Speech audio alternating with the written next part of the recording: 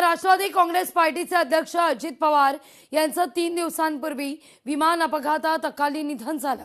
त्यानंतर आता महाराष्ट्रातील राजकीय घडामोडींना चांगलाच वेग आलाय। अजित पवार सांभाळत असलेली उपमुख्यमंत्री पदाची जबाबदारी कोण सांभाळणार याविषयी आता राजकीय वर्तुळातून चर्चा सुरू असतानाच तिथं सुनेत्रा पवार यांचं नाव चर्चिलं जात आहे। तर दादांच्या निधनानंतर विलीनीकरणाच्या चर्चेला जोर आहे, पण दोनही राष्ट्रवादीच्या विलीनीकरणावर मतांतर दिसत आहेत। महिन्यापासून विलीनीकरणासंदर्भात चर्चा सुरू होती।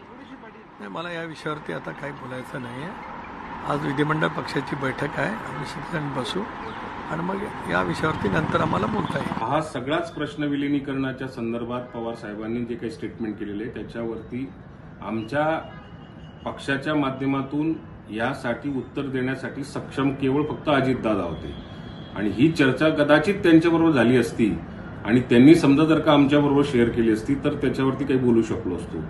हा अनुत्तरित राहिलेला प्रश्न है। कभी भी पार्टी की तरफ से या दादा की तरफ से कभी कोई बात नहीं की गई थी। मीडिया में हमेशा चलते रहा और लोग हमेशा बोलते रहे जिस तरीके से राष्ट्रवादी कांग्रेस पार्टी शरद चंद्र पवार के लोग हैं, उन्होंने बार बार पिछले 2 दिन में लगातार ये बातें कही है।